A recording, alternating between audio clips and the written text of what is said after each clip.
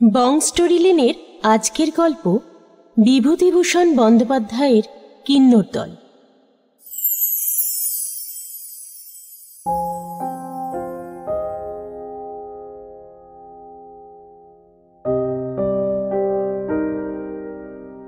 পাড়ায় মোটে ৬-৭ ঘর ব্রাহ্মণের বাস।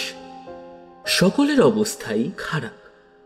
পরস্পরকে ঠকিয়ে পরস্পরের কাছে ধার করে এরা নিজেদের দিন গুজরান করে। অবশ্যই কেউ কাউকে খুব বেশি ঠকাতে পারে না, কারণ সবাই বেশ হুঁশিয়ার। গরিব বলেই এরা বেশি কুচুটে ও হিংসুক। কেউ কারোর ভালো দেখতে পারে না বা কেউ কাউকে বিশ্বাসও করে না। আগেই বলেছি, সকলের অবস্থা যেহেতু খারাপ, তাই খানিকটা তার দরুন এবং খানিকটা অন্য কারণে সকলের চেহারাও অত্যন্ত খারাপ। কিশোরী মেয়েদেরও তেমন লালিত্য নেই মুখে। ছোট ছোট ছেলেরা এমন অপরিষ্কার অপরিচ্ছন্ন থাকে এবং এমন পাকা পাকা কথা বলে যে তাদের আর শিশু বা বালক বলে মনে হয় না। কাব্যে বা উপন্যাসে যে শৈশবকালের কতই প্রশস্তি পাঠ করা যায়, মনে হয় সেসব এদের জন্য নয়। এরা মাতৃগর্ভ থেকে ভূমিষ্ঠ হয়ে একেবারে প্রবীণত্বে পা দিয়েছে।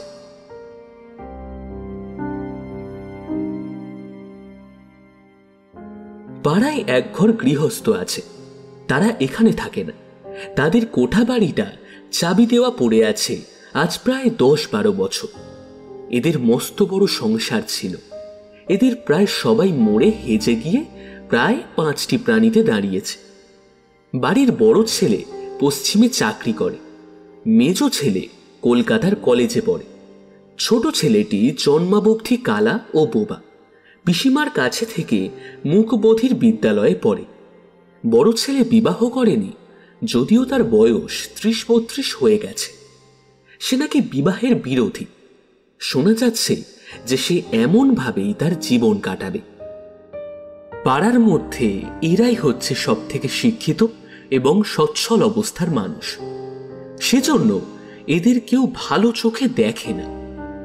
মনে মনে সকলেই এদের খুবই হিংসে করে এবং বড় ছেলে যে বিয়ে করবে না বলেছে, সে সংবাদে পাড়ার সবাই মোটামুটি সন্তুষ্ট। যখন সবাই ছোট ও গরিব, তখন মাত্র এক ঘর লোক কেন এত বাড়বে? বড় ছেলে বিয়ে করলেই ছেলে মেয়ে হয়ে জাজল্যমান সংসার হবে 2 দিন পর। সে কেউ সহ্য করতে পারবে না।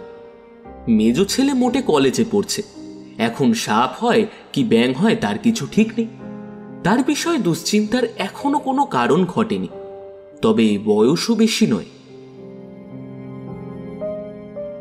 মজুমদার বাড়িতে ভাঙা রোয়াকে দুপুরে পাড়ার মেয়েদের বেশ মেয়ে গজালি হয়।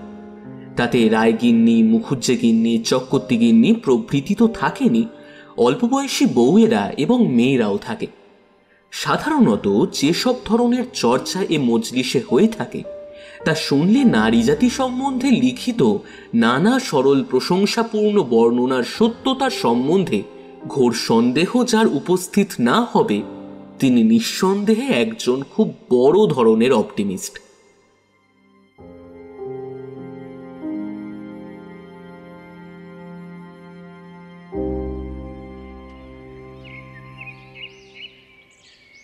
আজ দুপুরে যে বৈঠক বসেছে, তাতে আলোচিত বিষয়গুলো থেকে মোটামুটি প্রতিদিনের আলোচনা এবং বিতর্কের প্রকৃতি অনুমান করা যেতে পারে।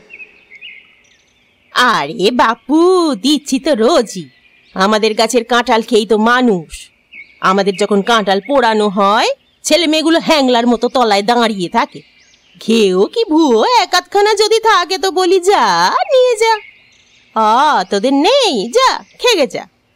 তা কি পোড়ার মুখও কোনোদিন সুবাকি আছে? ও মা, আজ আমার মেয়ে দুটো নেবু তুলতে গিয়েছে ডোবার ধারের কাছে, তা বলে কিনা রোজ নেবু তুলতে আসে, যেন সরকারি গাছ পড়ে রয়েছে আর কি। 24 ঝুড়ি কথা শুনিয়ে দিলে মন্টুর মা। আচ্ছা বলো তো তোমরাই। মন্টুর মা, যাকে উদ্দেশ্য করে এ কথা বলা হচ্ছিল, তিনি এদের মজলিসে কেবল আজই অনুপস্থিত আছেন, নইলে রোজই এসে থাকেন। তাঁর অনুপস্থিতির সুযোগ গ্রহণ করে সবাই তাঁর চালচলন, ধরন ধারণ, রীতিনীতির নানা রূপ সমালোচনা করল। প্রিয় মুখুজ্জের মেয়ে শান্তি 16-17 বছরের কুমারী। তার মায়ের বয়সী মন্টুর মায়ের সম্বন্ধে অমনি বলে বসল, ও সে কথা বলো না খুড়িমা, কি ব্যাপক মেয়ে মানুষ ওই মন্টুর মা। ঢের ঢের মেয়ে মানুষ দেখেছি, অমূল লঙ্কা পোড়া ব্যাপক যদি কোথাও দেখে থাকি। খুঁড়ে খুঁড়ে নমস্কার, বাবা বাবা। ছোট্ট মেয়ের অমন জ্যাঠামি কথার জন্য কেউ তাকে বকল না বা শাসনও করল না, বরং কথাটা সকলেই উপভোগ করল। তারপর কথার স্রোত আরও কত দূর যে গড়াতো সেটা বলা যায় না। এমন সময় রায়বাড়ির বড় বউ হঠাৎ মনে পড়ার ভঙ্গিতে বললেন, হ্যাঁ, একটা মজার কথা শোনোনি বুঝি?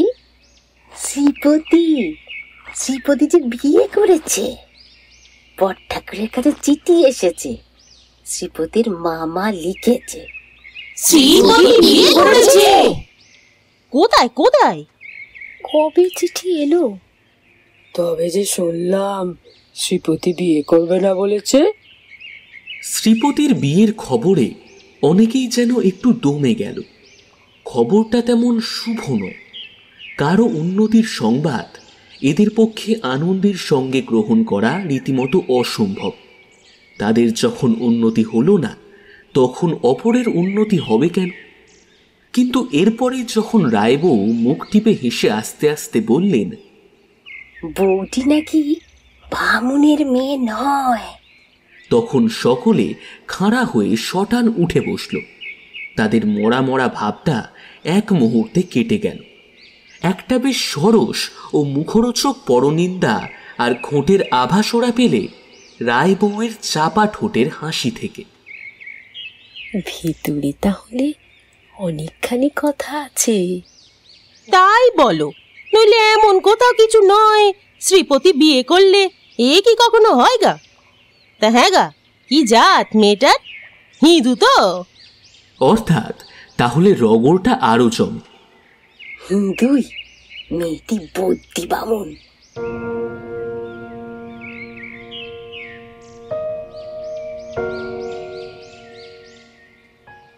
এদেশে বৈদ্যকে বলে থাকে বদ্যি বামুন। এই অঞ্চলে ত্রিসীমানায় বৈদ্যের বাস না থাকায় বৈদ্য জাতির সমাজতত্ত্ব সম্বন্ধে এদের ধারণা অত্যন্ত অস্পষ্ট। কারো বিশ্বাস ব্রাহ্মণের পরেই বৈদ্যের সামাজিক স্থান। তারা এক প্রকারের নিম্ন বর্ণের ব্রাহ্মণ, তার চেয়ে নিচু নয়। আবার কারো বিশ্বাস তাদের স্থান সমাজের নিম্নতর ধাপের দিকে।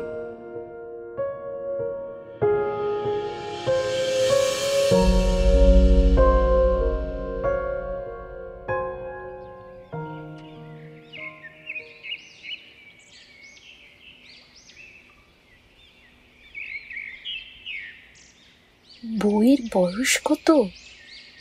ও তা অনেক, শুনছি 24-25। হা, 24-25 বছর? ও মাগা, 24-25 বছরের মেয়ে আইবুড়ো থাকে ঘরে? ই আবার কোথাকার ছোট জাত! রাম ও রাম, ছি ছি। তাহলে মেয়ে আর নয়, মাগি বল। পার শশা, বাবা মা বুঝি ঘরে বীজ রেখেছিল। বেদ বানায় তো? তা বলি, আগের পক্ষের কিছু ছেলে মেয়ে আছে নাকি মাগির? এমন কথায় শান্তি আগে মুখে আঁচল দিয়ে খিলখিল করে হেসে উঠল। তারপর বাকি সকলে তার সঙ্গে যোগ দিল। হ্যাঁ, এটা একটা নতুন ও ভারী মজার খবর বটে। মেয়ে গজালির কিছুদিনের মতো খোরাক সংগ্রহ হলো। আমচুরি, কাঁঠাল চুরির গল্প একটু একঘেয়ে হয়ে পড়েছিল।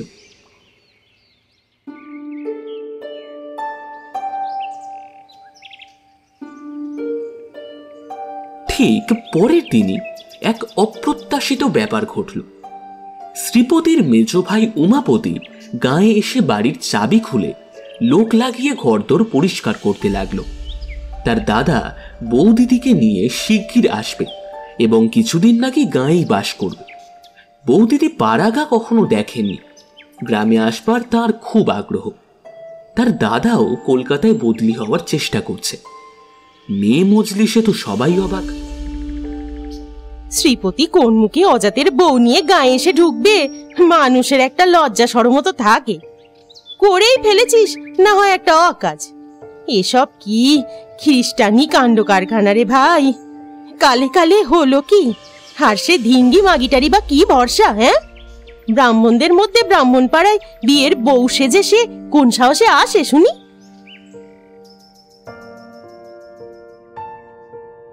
শ্রীপতি ও বেশি বউ নিয়ে পৈতৃক বাড়িতে আসার বিষয়ে এদের মত জিজ্ঞাসা করেনি। একদিন একখানা নৌকো এসে গ্রামের ঘাটে দুপুরের সময় লাগলো এবং নৌকো থেকে নামলো শ্রীপতি, তার নববিবাহিত বধূ, একটা ছোকরা চাকর ও দুটো ট্রাঙ্ক এবং একটা বড় বিছানার মোট, একটা ঝুড়ি বোঝাই টুকিটাকি কিছু জিনিস। ঘাটে দু একজন যারা অতবেলায় স্নান করছিল তারা তখনই পাড়ার মধ্যে গিয়ে খবরটা সবাইকে বলল। তখন কিন্তু কেউ এলো না। অত বেলায় এখন শ্রীপতিদের বাড়ি গেলে তাদের খেতে বলতে হয়, আবার অসময়ে এখন এসে তারা রান্না বান্না ছড়িয়ে খাবে, সেটা প্রতিবেশী হয়ে হতে দেওয়া তো কর্তব্য নয়। সুতরাং সে ঝঞ্ঝাট ঘাড়ে করবার চেয়ে এখন না যাওয়াই বুদ্ধির কাজ। কিন্তু রাসু চক্রবর্তী আর প্রিয় মুখুজ্জের বাড়ির মেয়েরা অত সহজে রেহাই পেলেন না। শ্রীপতি নিজে গিয়ে একেবারে অন্তঃপুরের ভেতর ঢুকে বললে, ও পিসিমা, ও বৌদিদি, আপনারা আপনাদের বউকে হাতে ধরে ঘরে না তুললে কে আর তুলবে? আসুন সবাই।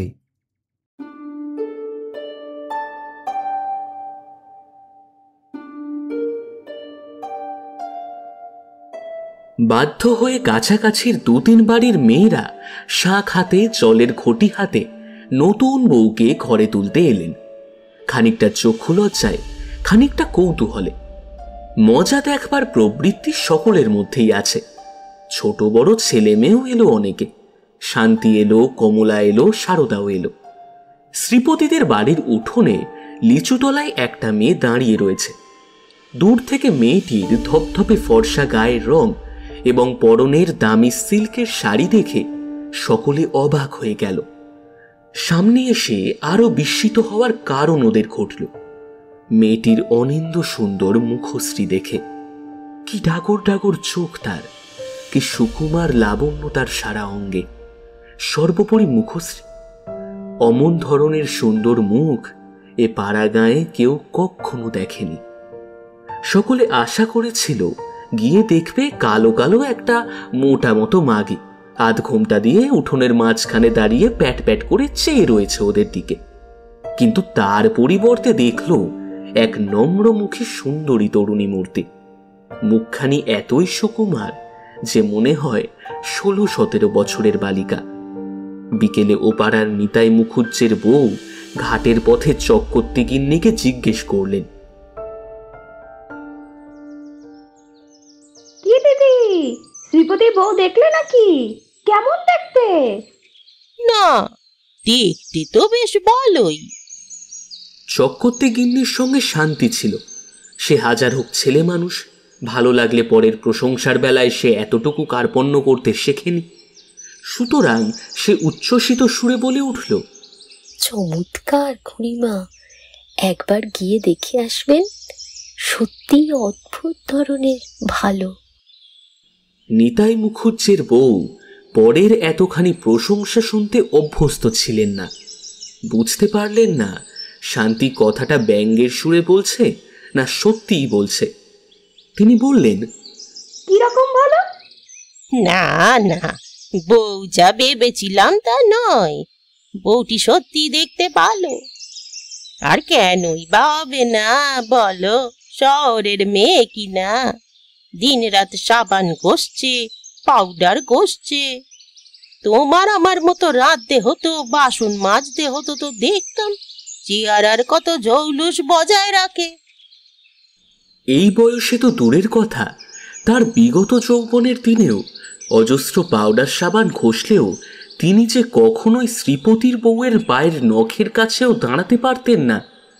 চক্রবর্তী গিন্নির সম্বন্ধে শান্তির এ কথা মনে হলো, কিন্তু চুপ করেই রইল সে।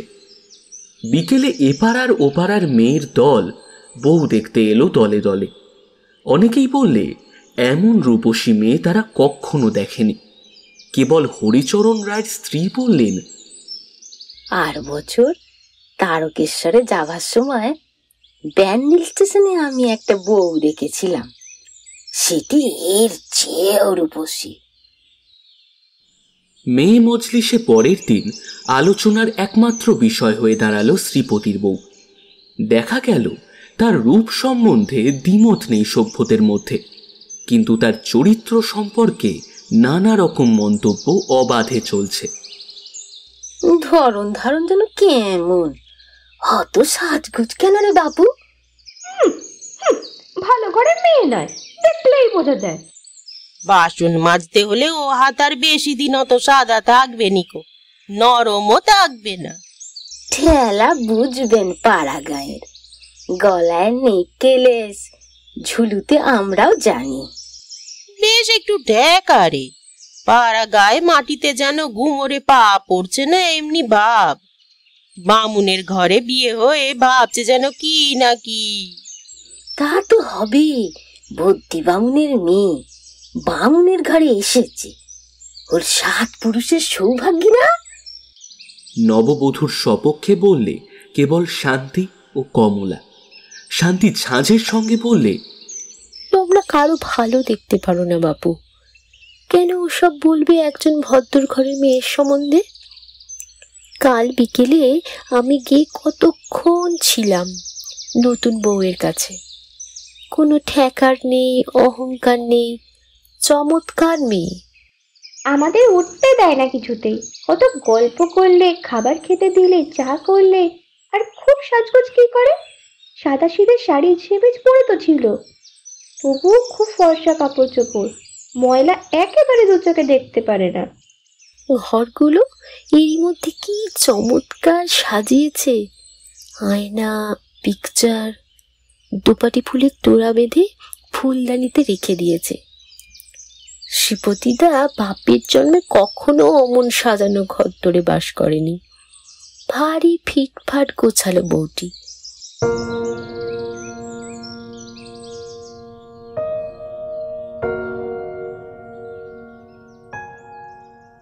দিন 2 পরে ডোবার ঘাটে নববধূকে একরাশ বাসন নিয়ে নামতে দেখে সকলে রীতিমতো অবাক হয়ে গেল। চারদিকে বনে ঘেরা ছুপসি আধো অন্ধকার ডোবাটা যেন মেয়েটির স্নিগ্ধ রূপের প্রভায় এক মুহূর্তে আলো হয়ে উঠল। এ কথা যারা তখন ডোবার অন্যান্য ঘাটে ছিল সবাই মনে মনে স্বীকার করলে। দৃশ্যটাও যেন অভিনব ঠেকলে সকলের কাছে। এমন একটা পচা এঁদো জঙ্গলে ভরা পাড়া গিয়ে ডোবার ঘাটে সাধারণত কালো কালো আধময়লা শাড়ি পরা শ্রীহীনা ঝিবৌ বা ত্রিকালোত্তীর্ণ প্রৌঢ়া বিধবাদের গামছা পরিহিতা মূর্তি দেখা যায় বা দেখার আশা করা যায়। সেখানে এমন একটি আধুনিক ছাদে খোঁপা বাঁধা ফর্সার শাড়ি ব্লাউজ পরা রূপকথার রাজকুমারীর মতো রূপসী নবযৌবনা বধূকে সজনেতলার ঘাটে বসে ছাই দিয়ে নিটোল সুগৌর হাতে বাসন মাজতে দেখে দৃশ্যটা ঠিক মেলাতে পারল না বাকিরা। সকলের কাছেই এটা একটা খাপছাড়া দৃশ্য বলে মনে হলো। প্রৌঢ়ারাও ভেবে দেখল গত 20-30 বছরের মধ্যে এমন ঘটনা এই ক্ষুদ্র ডোবার ইতিহাসে কখনো ঘটেনি। রায়পাড়ার এক প্রৌঢ়া বললেন, আহা, বউ তো নয়, যেন পড়তি মেয়ে, কিন্তু অত রূপ নিয়ে কি এই ডোবায় নামে বাসন মাজতে?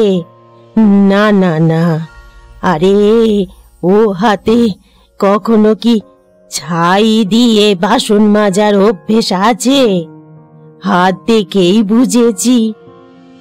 তারপর থেকে দেখা গেল ঘর সংসারের যা কিছু কাজ সমস্ত শ্রীপতির বউ নিজের হাতেই করছে।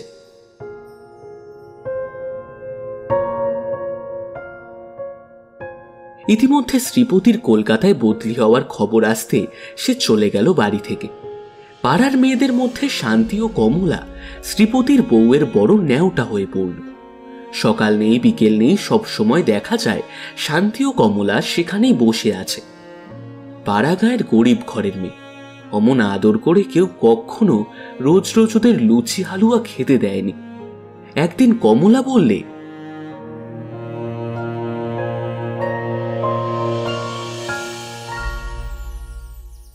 বৌদিদি, তোমার ঘরে কাপড় মোড়া ওটা কি? ওটা ওটা এসরাজ। বাজাতে জানো বৌদি?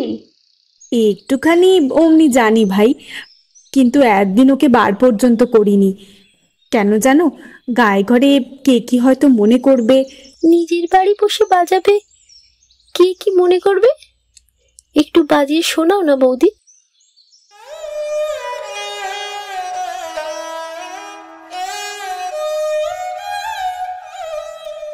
একটু পরে রায়গিন্নি ঘাটে যাওয়ার পথে শুনতে পেলেন বাড়ির মধ্যে কে যেন বেহালা না কি একটা বাজাচ্ছে। বেশ মিষ্টি সুর, চমৎকার মিষ্টি। কোনো ভিখিরি গান গাইছে বুঝে। দাঁড়িয়ে অনেকক্ষণ শুনে তিনি ঘাটে চলে গেলেন।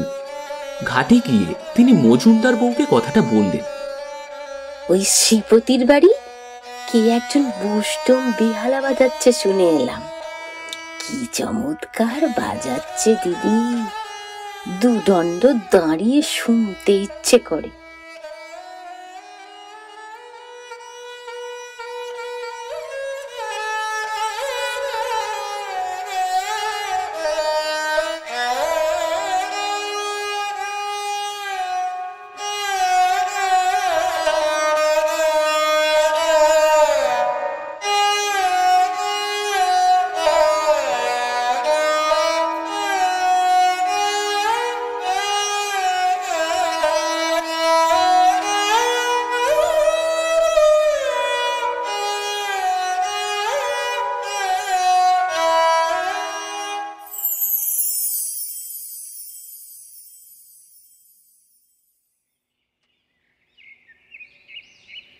দুপুরে মেয়ে মজলিসে শান্তির মা বললেন, শ্রীপতির বউ চমৎকার বাজাতে পারে।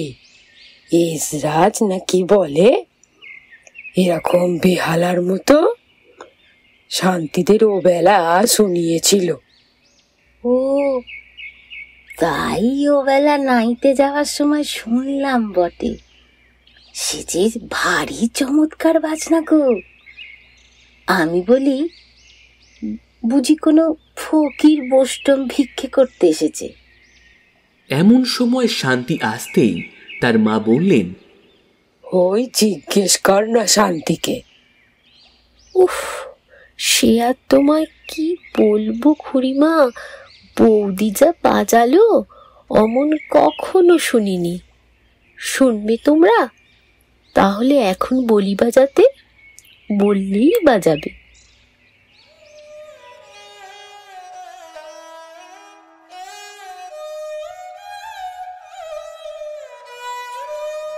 শান্তি শ্রীপতিদের বাড়ি চলে যাওয়ার অল্প পরেই শোনা গেল শ্রীপতির বউয়ের এসরাজ বাজানো। অনেকক্ষণ কারোর মুখে কোনো কথা রইল না।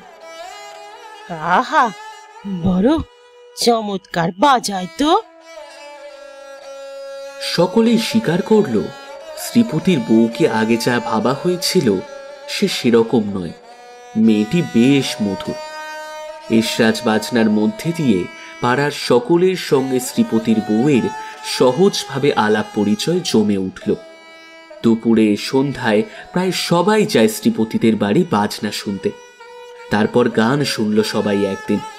পূর্ণিমার রাত্রে জ্যোৎস্না ভরা ভেতর বাড়ির রোয়াকে বসে বউ এসরাজ বাজাচ্ছিল। পাড়ার সব মেয়ে এসে জুটেছে। শ্রীপতি তখন বাড়ি নেই। আজ বৌদি একটা গান গাইতেই হবে। তুমি গাইতেও জানো ঠিক, শোনাও আজকে। কে বলেছে ঠাকুরজি আমি গাইতে জানি?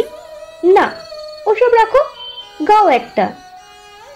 গাও বৌমা, এ পাড়ায় মানুষ নেই, আস্তে আস্তে গাও, কেউ শুনবে নিকো। শ্রীপতির বউ একখানা মীরার ভজন গাইল।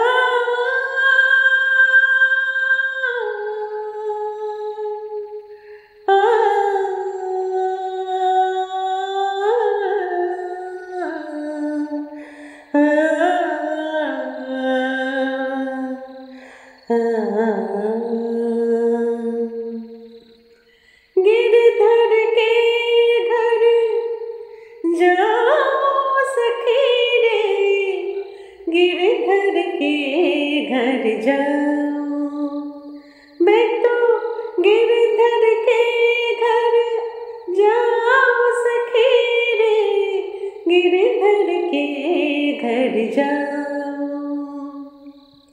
गिरधर मारो सच्चा प्रीतम, गिरधर मारो सच्चा प्रीतम, देखते रूप लुभायो।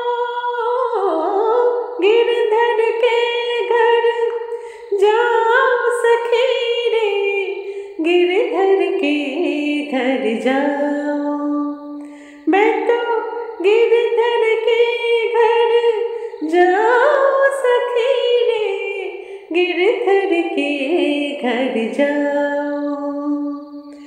गिरधर मारो सच्चा प्रीतम, गिरधर मारो सच्चा प्रीतम, देखते रूप लुभायो।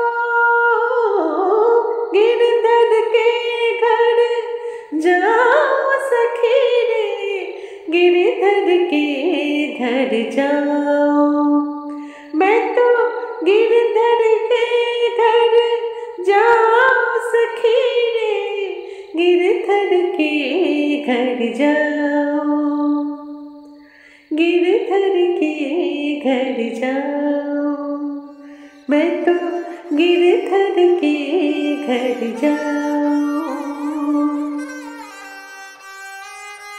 গায়িকার চোখে মুখে কি ভক্তিপূর্ণ তন্ময়তার শোভা ফুটে উঠল গানখানা গাইতে গাইতে। শান্তি একখানা গন্ধরাজ আর টগরের মালা গেঁথে এনেছিল বৌদিদিকে পরাবে বলে। গান গাইবার সময় সে আবার সেটা বউয়ের গলায় আলগোছে পরিয়ে দিল। সেই জ্যোৎস্নায় সাদা সুগন্ধি ফুলের মালা গলায় রূপসী বউয়ের মুখে ভজন শুনতে শুনতে মন্টুর মায়ের মনে হলো এই মেয়েটি হয়তো সেই মীরাবাই। অনেক কাল পরে পৃথিবীতে আবার নেমে এসেছে, আবার সবাইকে ভক্তির গান গেয়ে শোনাচ্ছে।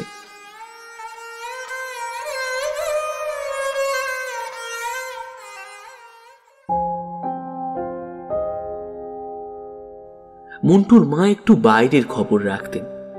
যাত্রায় একবার মীরাবাইয়ের পালা দেখেছিলেন তার বাপের বাড়ির দেশে। তারপর আর একটা হিন্দি গান গাইল বউ। এরা অবশ্যই সে গানের মাথা মুন্ডু কিছু বুঝল না, তবে তন্ময় হয়ে শুনল বটে। তারপর একখানা বেহাগ বাংলা গান। এবার সকলে শুয়ে পড়ল।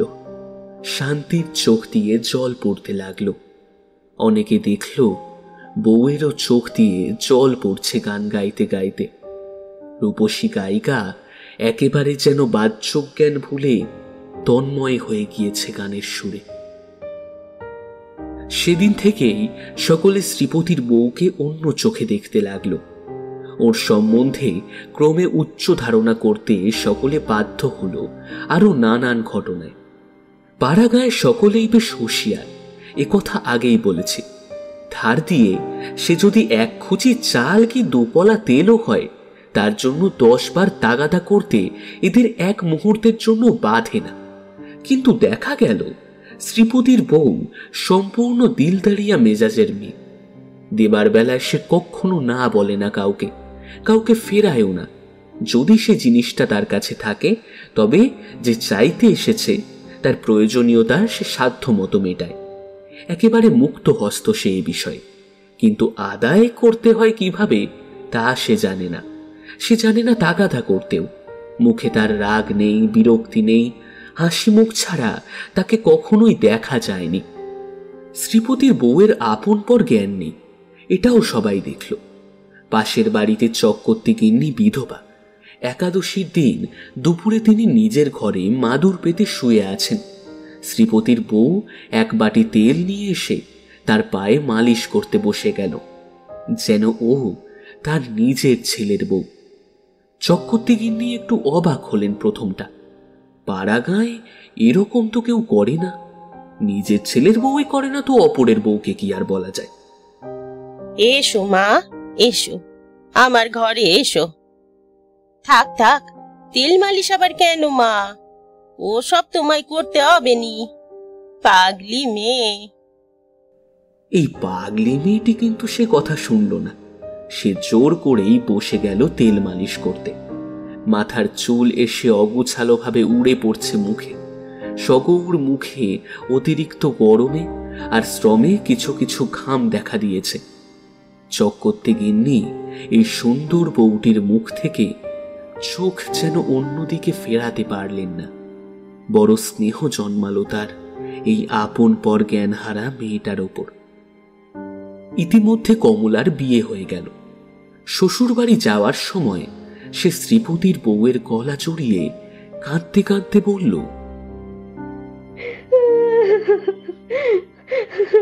বৌদিদি, তোমায় কি করে ছেড়ে থাকবো ভাই? মাকে ছেড়ে যেতে কত কষ্ট না হচ্ছে, তত হচ্ছে তোমায় ছেড়ে যেতে। এই এক ব্যাপার থেকেই বোঝা যাবে শ্রীপতির বউ এই অল্প কয়েক মাসের মধ্যে গ্রামের তরুণ মনের ওপর কিরকমটাই না প্রভাব বিস্তার করেছিল।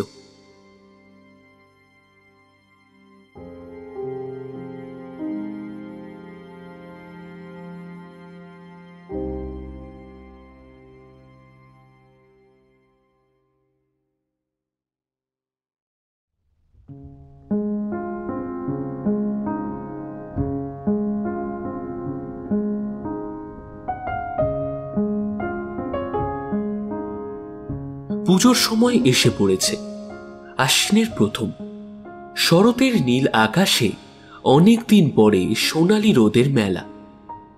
বনশিমের ফুল ফুটেছে ছোপে ছোপে। নদীর চরে কাশ ফুলের শোভা। পাশের গ্রাম সত্রাজিতপুরে বাণুজ্যে বাড়ি পুজো হয় প্রতি বছর।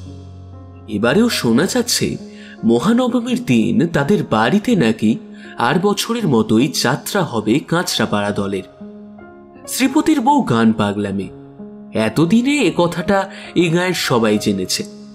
তার দিন নেই রাত নেই, গান লেগেই রয়েছে। দুপুরে রাত্রে রোজ এসরাজ বাজায়। গান সম্বন্ধে কথা সর্বদাই তার মুখে লেগে থাকে। শান্তির এখনো বিয়ে হয়নি, যদিও সে কমলারই বয়সী। সে শ্রীপতির বউয়ের কাছে আজকাল দিন রাত লেগে থাকে গান শিখবার জন্য। একদিন শ্রীপতির বউ তাকে বলল, ভাই শান্তি, এক কাজ করবি? ওই সত্রাজিতপুরে তো যাত্রা হবে বলে সবাই নেচেছে। আমাদের পাড়ার মেয়েরা তো আর দেখতে পাবে না। তারা কি আর অপর গায়ে যাবে যাত্রা শুনতে? অথচ এরা কখনো কিছু শোনেই না। আহা, এদের জন্য যদি আমরা পাড়াতেই একটা থিয়েটার করি। শান্তি তো অবাক। থিয়েটার? তাদের এই গায়ে? থিয়েটার জিনিসটার নাম শুনেছে বটে, কিন্তু কখনো তো দেখেনি। বলল, কি করে করবে বৌদি? কি যে তুমি বলো, তুমি একটা পাগল। সেই সব বন্দোবস্ত আমি করব এখন, তোকে ভেবে মরতে হবে না। দেখ না কি করি।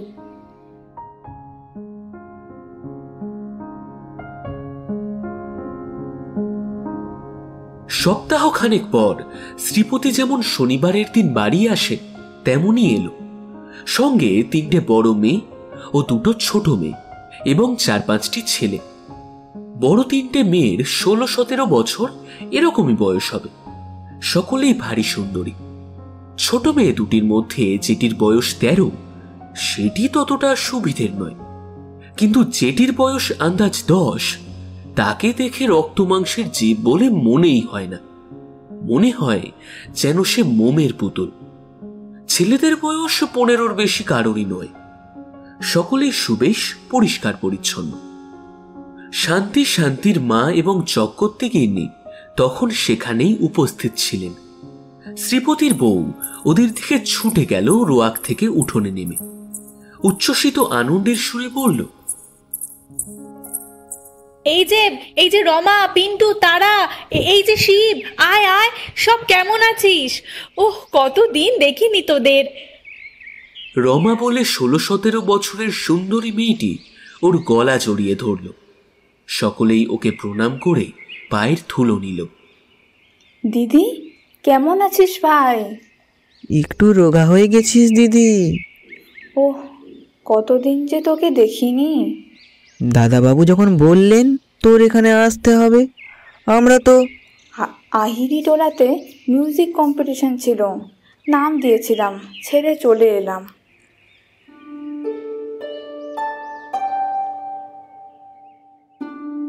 মেয়েগুলোর মুখ, রং, গড়ন সবটাই শ্রীপতির বউয়ের মতো।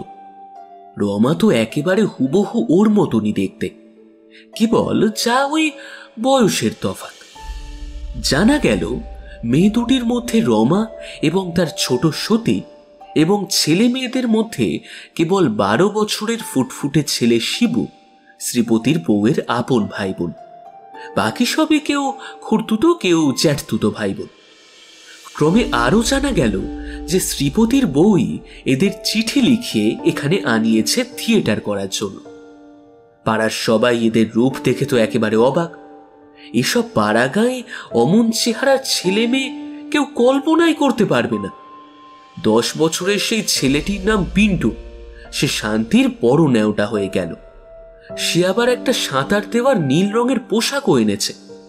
সিক্ত নীল পোশাক সুগৌর দেহে যখন সে নদীর ঘাটে স্নান করে উঠে দাঁড়ায়, তখন ঘাট শুদ্ধ মেয়েরা, বোস কিন্নি, মন্টুর মা, শান্তির মা, মজুমদার কিন্নি ওর দিকে হাঁ করে চেয়ে থাকেন।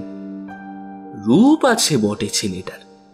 শান্তি দস্তুর মতো গর্ব অনুভব করে যখন পিন্টু অনুযোগ করে বলে, ও শান্তিদি, আসুন না উঠে।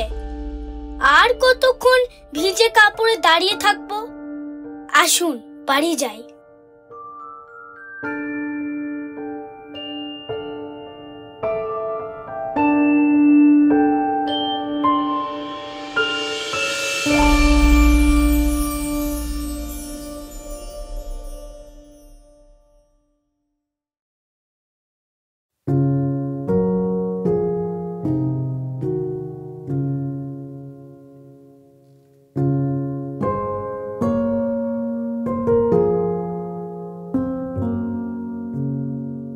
পুজো এসে পড়ল। এ গায়ে কোনো উৎসব নেই পুজোর। গরিবদের গায়ে পুজো করবে কে? দূর থেকে সত্রাজিৎপুরের বাণিজ্য বাড়ির ঢাক শুনেই গায়ের মেয়েরা সন্তুষ্ট হয়। ভিন গায়ে গিয়ে মেয়েদের যেহেতু পুজো দেখবার রীতি নেই, তাই অনেকে অন্তত 10-15 কি ওই 20 বছর দুর্গা প্রতিমা পর্যন্ত চোখেই দেখেনি। মেয়েদের জীবনে না আছে কোনো উৎসব, না আছে কোনো আমোদ। শ্রীপতির বউ তাই একদিন শান্তিকে বলেছিল, সত্যি কি করে যে তোরা থাকিস ঠাকুরজি, একটু গান নেই, বাজনা নেই, বই পড়া নেই, মানুষ যে কেমন করে থাকে এমনি করে। বোধহয় সেই জন্যই এত উৎসাহের সঙ্গে ও লেগেছিল থিয়েটারের ব্যাপারটায়। শ্রীপতিদের বাড়ির লম্বা বারান্দায় এক ধাপে তক্তাপোষ পেতে দড়ি টাঙিয়ে হলদে শাড়ি ঝুলিয়ে স্টেজ তৈরি করা হয়েছে। শ্রীপতির বউ ভাই বোনদের নিয়ে সে সকাল থেকে খাটছে। তুমি এত জানলে কি করে বৌদি? তুমি জানো না দিদিকে? শান্তি দিদি, দিদি অল বেঙ্গল মিউজিক কম্পিটিশনে। শ্রীপতির বউ ধমক দিয়ে বোনকে থামিয়ে দিয়ে বলল, আহ নে নে যা, অনেক কাজ বাকি, এখন তোরা তো ভাষণ দিতে হবে না দাঁড়িয়ে। আর খুব ভালো পাঠ করার জন্যও সোনার মেডেল পেয়েছে। যতবার পয়লা বৈশাখের দিন আমাদের বাড়িতে থিয়েটার হয়, দিদিই তো তার পান্ডা। জানো আমাদের কি নাম দিয়েছেন জ্যাঠামশাই? আবার? রমা হাসতে হাসতে থেমে গেল।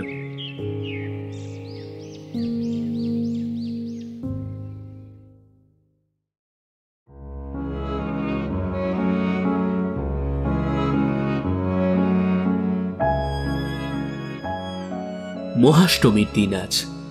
শুধু মেয়েদের আর ছোট ছোট ছেলেদের নিয়ে থিয়েটার দেখা হবে। শুধুই মেয়েরা। সমস্ত পাড়া করিয়ে সব মেয়েরা এসে জুটেছে থিয়েটার দেখতে। ছোট্ট নাটকটি শ্রীপতির বউয়ের জ্যাঠামশায়ের নাকি লেখা। রাজকুমারকে ভালোবেসেছিল তাঁরই প্রাসাদের একজন পরিচারিকার মেয়ে। ছেলেবেলায় খেলা করেছে দুজনে, বড় হয়ে দিগ্বিজয় বেরোলেন রাজপুত্র। অন্য দেশের রাজকুমারী ভদ্রাকে বিবাহ করে ফিরে এলেন। ওদিকে পরিচারিকার মেয়ে অনুরাধা তখন নবযৌবনা কিশোরী, বিকশিত মল্লিকা পুষ্পের মতো শুভ্র পবিত্র। সে খুব ভালো নাচতে গাইতে শিখেছিল সে ইতিমধ্যে। রাজধানীর সবাই তাকে চেনে, জানে নৃত্যের অমন রূপ কেউ দিতে পারবে না। এদিকে ভদ্রাকে রাজ্যে এনে রাজকুমার এক উৎসব করলেন। সে সভায় অনুরাধাকে নাচতে গাইতে হলো রাজপুত্রের সামনে ভাড়া করা নর্তকী হিসেবে। তার বুক ফেটে যাচ্ছে, অথচ সে একটা কথাও বলল না। নৃত্যের মধ্যে দিয়ে, সঙ্গীতের মধ্যে দিয়ে জীবনের ব্যর্থ প্রেমের বেদনা সে নিবেদন করল প্রিয়ের উদ্দেশ্যে। এরপরে কাউকে কিছু না বলে দেশ ছেড়ে পরদিন একা একা কোথায় যেন নিরুদ্দেশ হয়ে গেল। এখানে শ্রীপতির বউ হচ্ছে অনুরাধা, রমা হলো ভদ্রা। ওর অন্য সব ভাই বোনও অভিনয় করলো চুটিয়ে। শ্রীপতির বউ বেশভূষায়, রূপে, গলায় দোদুল্যমান জয়ফুলের মালায় যেন প্রাচীন যুগের রূপকথার রাজকুমারী। রমাও তাই। গানে গানে অনুরাধা তো স্টেজ একেবারে ভরিয়ে দিল। কি অপরূপ নৃত্যভঙ্গি! সতী, রমা, পিন্টুও কি চমৎকার অভিনয় করল, আর কি চমৎকারে ওদের মানিয়েছে। তারপর বহুকাল পরে পথের ধারে মুমূর্ষ অনুরাধার সঙ্গে রাজপুত্রের দেখা হলো। সে বড় মর্মস্পর্শী করুণ দৃশ্য। অনুরাধার গানের করুণ সুরপুঞ্জে ঘরের বাতাস গেল ভরে। চারিদিকে শুধু শোনা যাচ্ছিল কান্নার শব্দ। শান্তি তো ফুলে ফুলে কেঁদেই সারা।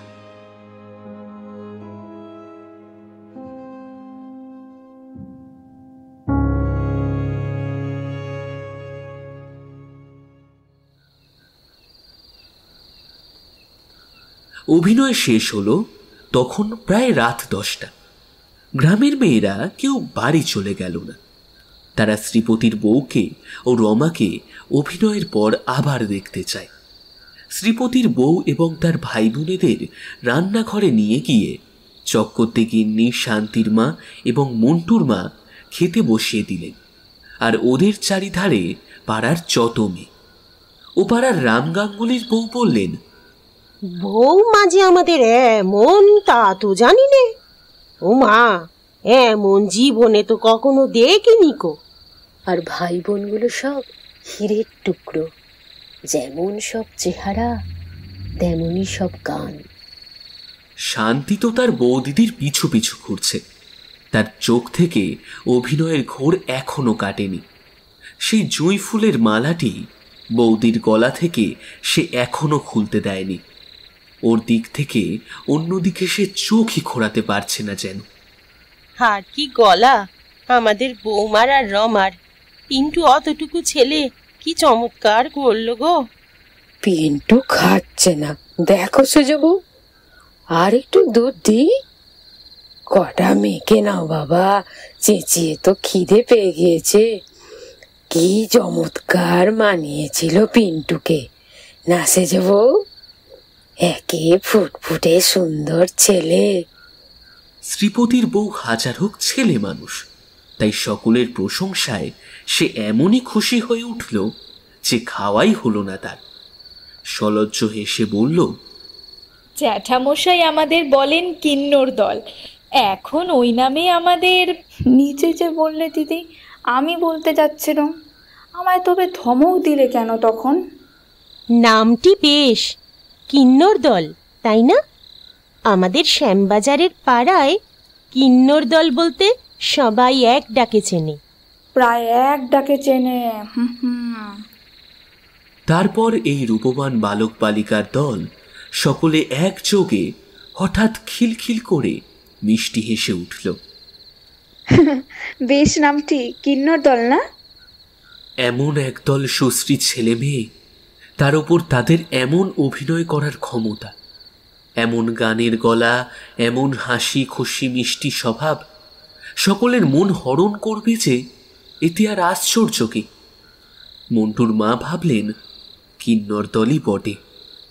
ওদের খেতে খেতে হাসি গল্প করতে করতে মহাষ্টমীর নিশি ভোর হয়ে এলো।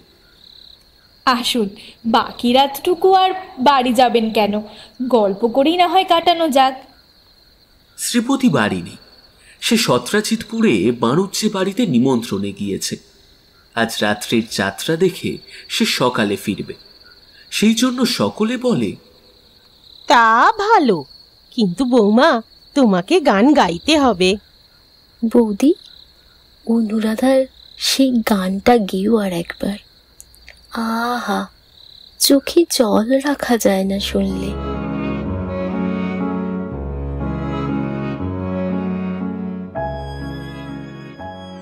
শ্রীপতির বউ গাইল, রমা এসরাজ বাজালো। তারপর রমা ও তারা একসঙ্গে গাইল। একটি মাত্র 13 পাখি বাঁশ গাছের মগডালে কোথায় যেন ডাক আরম্ভ করেছে। রাত ক্রমে এভাবেই ফর্সা হল। সে মহাষ্টমীর রাত্রি থেকে গ্রামের সবাই জানল যে শ্রীপতির বউ কি ধরনের মেয়ে। কেবল তারা জানল না যে শ্রীপতির বউ সত্যি প্রতিভাশালিনী গায়িকা, সত্যিকার একজন আর্টিস্ট। সে ভালোবেসে শ্রীপতিকে বিয়ে করে এই পাড়াগাঁয়ের বনবাস মাথায় করে নিয়ে নিজের সমস্ত উচ্চাকাঙ্ক্ষা ছেড়েছে। যশের আশা, অর্থের আশা, আর্টের চর্চা পর্যন্ত ত্যাগ করেছে। তবু গানের ছোঁক ওকে ছাড়ে না। ভূতে পাওয়ার মতো পেয়ে বসে দিন রাত, তাই ওর মুখে গান লেগেই আছে।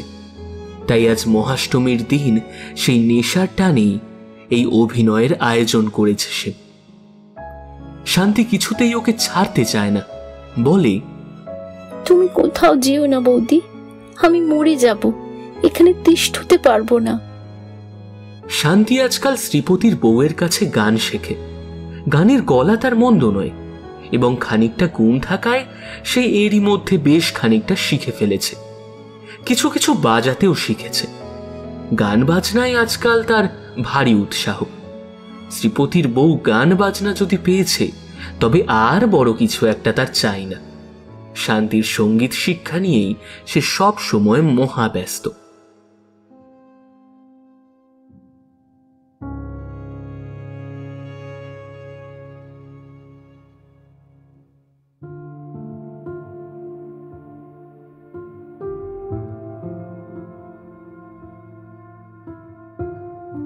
অগ্রহায়ণ মাসের শেষের দিকে বউয়ের বাড়ি থেকে চিঠি এলো। রমা কি একটা অসুখ করে হঠাৎ মারা গিয়েছে। শ্রীপতি কলকাতা থেকে সংবাদটা নিয়ে এলো। শ্রীপতির বউ খুব কান্নাকাটি করল। পাড়া শুদ্ধ সবাই চোখের জল ফেলল ওকে সান্ত্বনা দিতে এসে। শান্তি সব সময় বৌদির কাছে কাছে থাকে আজকাল। তাকে একদিন শ্রীপতির বউ বলল, জানিস শান্তি, আমাদের কিন্নর দল ভাঙতে শুরু করেছে। রমাকে দিয়ে আরম্ভ হয়েছে। আমার মন যেন বলছে। শান্তির বুকের ভেতরটা ছ্যাদ করে উঠল। সে ধমক দিয়ে বলল, থাকো সব, কি যে বলো বৌদি। কিন্তু শ্রীপতির বউয়ের কথাই খাটল। সে ঠিকই বলেছিল। শান্তি ঠাকুরজি, কিন্নর দলে ভাঙন ধরেছে। রমার পর ফাল্গুন মাসের দিকে পিন্টুও গেল বসন্ত রোগে। তার আগেই শ্রীপতির বউ মাঘ মাসে বাপের বাড়ি গিয়েছিল। শ্রাবণ মাসের প্রথমে প্রসব করতে গিয়ে সেও গেল। এ সংবাদ যখন গ্রামে এলো, শান্তি তখন সেখানে ছিল না। সেই বসেখেই তার বিবাহ হওয়াতে সে তখন ছিল মঠরিবানপুরে, ওর শ্বশুর বাড়িতে। গ্রামের অন্য সবাই শুনল অনাত্মীয়ের মৃত্যুতে খাঁটি অকৃত্রিম শোক এরকম আগে এর গায়ে কখনোই দেখা যায়নি। রায়গিন্নি, চক্রবর্তী গিন্নি, শান্তির মা, মন্টুর মা তো কেঁদেই ভাসিয়ে দিলেন। এই মেয়েটি কোথা থেকে যে দুদিনের জন্য এসে সকলের অকরুণ কুটিলভাবে পরিবর্তন এনে দিয়েছিল, সে পরিবর্তন যে কতখানি ওই সময় গাঁয়ের মেয়েদের দেখলে বোঝা যেত। ওদের চক্রবর্তী বাড়ির দুপুরবেলার আড্ডায়, স্নানের ঘাটে শ্রীপতির বউয়ের কথা ছাড়া আর অন্য কোনো কথাই ছিল না। চক্রবর্তী গিন্নি পেয়েছিলেন সকলের চেয়ে বেশি শোক। শ্রীপতির বউয়ের কথা উঠলেই তিনি চোখের জল সামলাতে পারতেন না। বলতেন, দুদিনের জন্য এসে আমায় কি মায়াই দেখিয়ে গেল। আমার পেটের মেয়ে অমন কখনো করেনি। আহা, আমার পোড়া কপাল, সে কখনো এ কপালে টেকে। সে কি আর মানুষ? দেবী অংশেও সব মেয়ে জন্মায়। নিজের মুখেই বলতো হেসে হেসে, আমরা কিন্নর দল খুড়িমা। শাপভ্রষ্ট কিন্নরই তো ছিল। যেমন রূপ, তেমনি স্বভাব, তেমনি গান। ও কি আর মানুষ মা? কথা বলতে বলতে মন্টুর মায়ের চোখ দিয়ে ঝরঝর করে জল পড়ত। এসবের মধ্যে কেবল কথা বলতো না শান্তি। তার বিবাহিত জীবন খুব সুখের হয়নি। ভেবেছিল বাপের বাড়ি এসে বৌদিদির সঙ্গে অনেকখানি জ্বালা জুড়বে। পূজার পরে কার্তিক মাসের প্রথমে বাপের বাড়ি এসে সে সব কথা শুনেছিল। বৌদিদি যে তার জীবন থেকে কতখানি হরণ করে নিয়ে গিয়েছে তা এরা কেউ জানে না। মুখে সে সব 5 জনের সামনে ভ্যাজ ভ্যাজ করে লাভটা কি বুঝবে লোকে?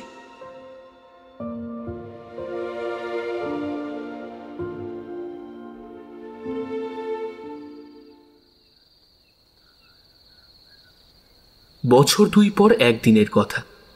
গ্রামের মধ্যে শ্রীপতির বউয়ের কথা তখন অনেকটাই চাপা পড়ে গিয়েছে। শ্রীপতিও অনেকদিন পরে আবার গ্রামের বাড়িতে যাতায়াত শুরু করেছে, ওই শনিবার কিংবা ছুটি ছাটাতে। শ্রীপতিদের বাড়ি থেকে শান্তিদের বাড়ি বেশি দূরে নয়, 2খানা বাড়ির পরেই। শান্তি তখন এখানেই ছিল। অনেক রাত্রে সে শুনল শ্রীপতি দাদাদের বাড়িতে কি যেন গান গাইছে।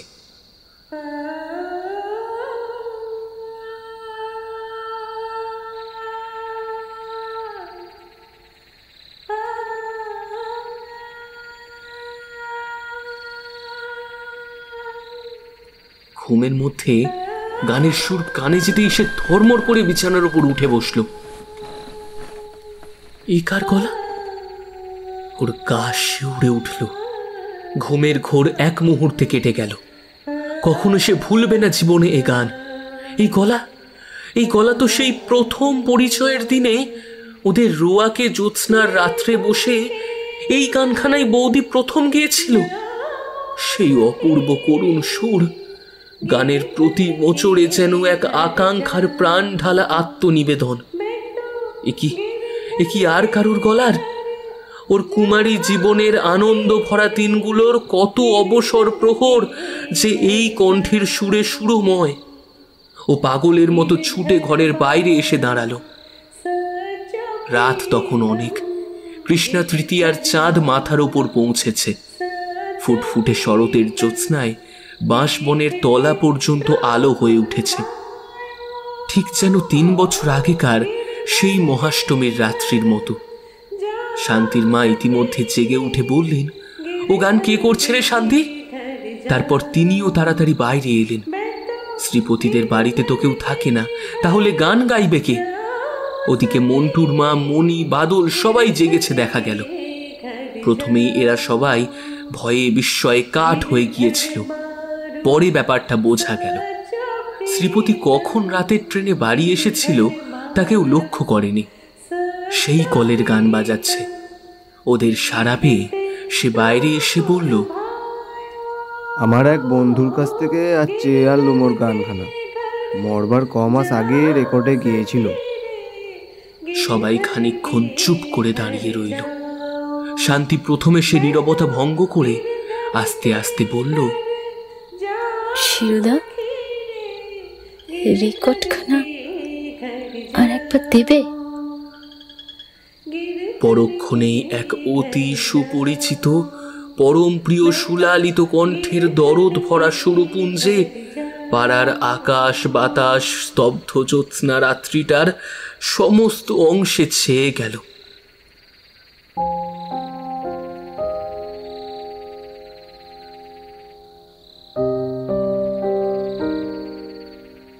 মানুষের মনের কি ভুলই যে হয়। অল্পক্ষণের জন্য শান্তির মনে হলো তার কুমারী জীবনের সুখের দিনগুলো বুঝি আবার ফিরে এসেছে। যেন বৌদিদি মরেনি, কিন্নরের দল ভেঙে যায়নি, সব বজায় আছে। এই তো সামনে আসছে পুজো, আবার মহাষ্টমীতে তাদের থিয়েটার হবে, বৌদিদি গান গাইবে। গান থামিয়ে তারপর ওর দিকে চেয়ে হাসি হাসি মুখে বলবে, কেমন শান্তি ঠাকুরজি, হ্যাঁ কেমন লাগলো?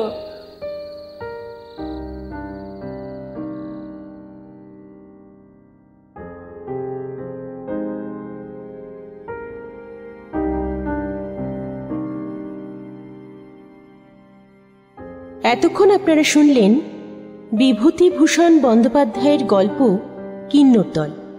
আজকের গল্প পাঠে ছিলেন শুভম রায়চৌধুরী এবং অন্যান্য চরিত্রে ছিলেন চৈতালি, দিব্যেন্দু, সোনালী, পূর্বিতা, সুহানা, অয়ন, রিয়ান্স, সৃজনী এবং আমি ঝিনুক। গল্পটি কেমন লাগলো কমেন্ট করে অবশ্যই জানাবেন। গল্পটি ভালো লাগলে লাইক এবং শেয়ার করবেন। আমাদের চ্যানেলের পরবর্তী গল্প শুনতে সাবস্ক্রাইব করুন বং স্টোরিলেন, ভিন্ন স্বাদের গল্পের গলি।